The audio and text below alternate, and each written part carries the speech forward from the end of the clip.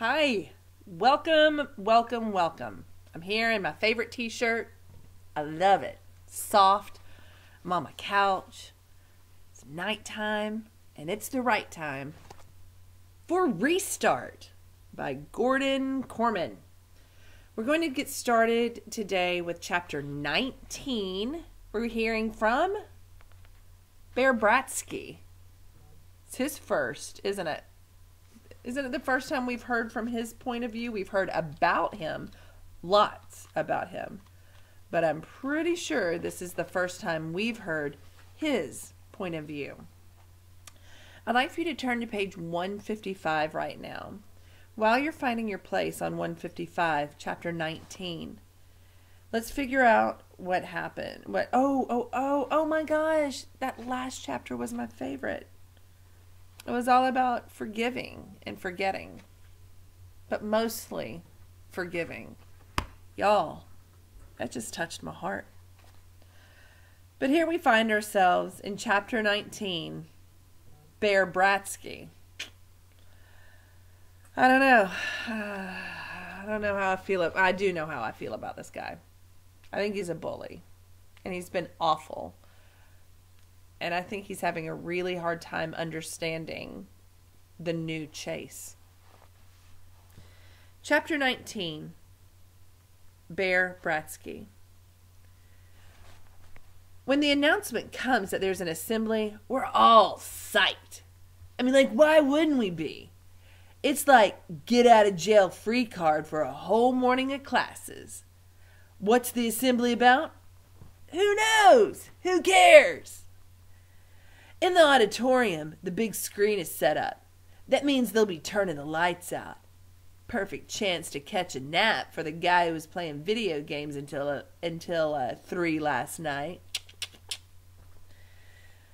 Aaron is way ahead of me. He drapes himself into his seat, his legs dangling over the back of the chair in front of him, his arms spread out wide. I fight my way beside him, and we wrestle for position. "Hey!" exclaims the loser in the row ahead of us, the one with Aaron's size 14 construction boot hanging over his shoulder. But when he sees who he's talking to, he gets real quiet real fast. He and his friends wander off looking for someplace else to sit. I flake out next to Aaron. "Wake me up when it's over," he mumbles, already half asleep. "You're the one that's going to be waking me," I retort, and we exchange a few rabbit punches before settling in for the big snooze fest. Then comes the surprise. The whole purpose of this assembly is so we can congratulate Chase Ambrose and Shoshana Weber for the amazing video they made for some stupid contest or other. That's all I need, is to watch the principal and the teachers lining up to worship the kid who used to be just a guy like me until he fell on his head and then, suddenly became smart. It gets worse. We're not just going to worship the video. We're going to watch it. All 40 minutes. Well, forget about sleeping now. I'm too ticked off. What does it mean to be ticked off? Yeah, like super mad. Even Aaron is sitting bolt upright, staring in outrage at Ambrose and the Weber chick on stage. The video starts. That's when my head really explodes. The thing is called Warrior, and it's about that geezer Solway, the meanest old Dumbledore in the entire Greybeard Motel. No wonder the two of them are spending so much time with the guy. Psh. Well, beside me, I can practically see steam coming out of Aaron's ears. What do you think that means if steam comes out of your ears? That's an idiom, or that's a figure of speech to describe an emotion. I want you to listen again. So Bear's super mad, right? And he's like, oh, just seething mad about seeing this on the screen. And then he looks over at Aaron and he says steam is practically coming out of his ears. It means he's mad, right? He's just, ooh. Have you ever been that mad? I have too. At least I didn't blow my top. Remember that idiom from yesterday? Okay. Or blow my stack. That's what it is. Those two idioms mean the same thing. All right, here we go. So middle of page 156. Beside me, I can practically see steam coming out of Aaron's ears.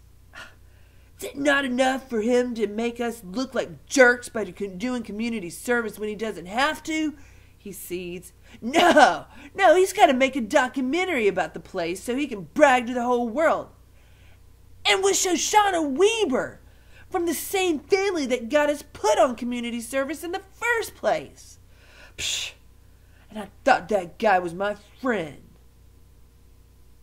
But Solway? I demanded. What's up with that? Yeah, he agrees. A whole museum full of ancient fossils, and they have to pick the nasty old crab who complains to the nurses if his cookie is off-center on his plate. That's not what I mean, and you know it, I hiss. Why him, huh? Not just any old Dumbledore. Solway. Man, there's no way that's a coincidence. Chase doesn't know anything about that, Aaron reminds me. He's got amnesia. Psh, if he's got amnesia, I put in darkly. Sounds a little convenient for me. I nod. Well, he used to play football, and now he doesn't. He says he's coming back, but I just think he's stringing us along. He's partnered up with a Weber, and he's even getting all buddy-buddy with Joel Weber. He's making it impossible to get along with him. He acts like he's changed, but he's really just cutting us out. On the screen, there's a close-up photo of a gleaming Medal of Honor. In the voiceover, Shoshana explains that this isn't the actual medal Mr. Solway received. Mr. Wonderful Solway isn't just a hero, he's modest too.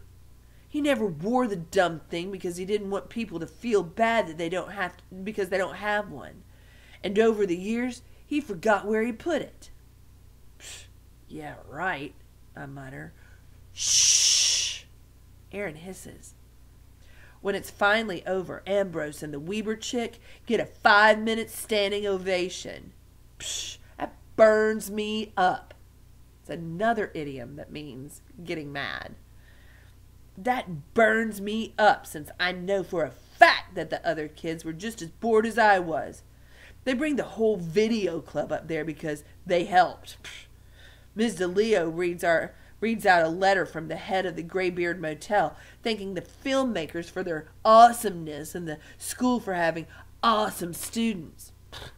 Puke. Aaron and I are sentenced to go to that place 3 days a week until we're practically old enough to check in there. And what do we get for it? Yelled at, that's what. By nurses and Dumbledores both.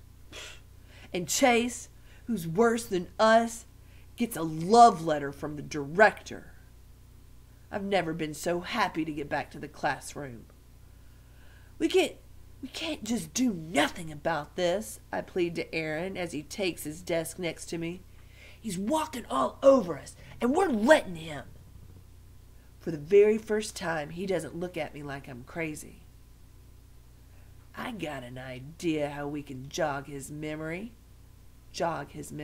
Remind him of something. You know, remind him of who his real friends are. Excuse me? What are they about to do?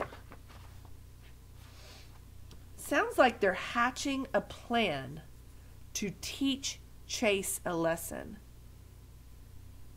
I don't trust these guys to do it nicely. Things are about to get very bad for Chase. This rising action right now, it is taking us, the suspense that I'm feeling that something big is about to happen. And when we hit that one big thing, boom, that's the climax, right? That's the top of that that peak, that mountain that we look at on that plot line. We've been experiencing this rising action where all of the suspense, it's like us shaking a Coke bottle. Oh, everything is about to explode. Oh my gosh, you guys. You know what I got to do now. I got to read the next chapter. All right, I'll see you guys.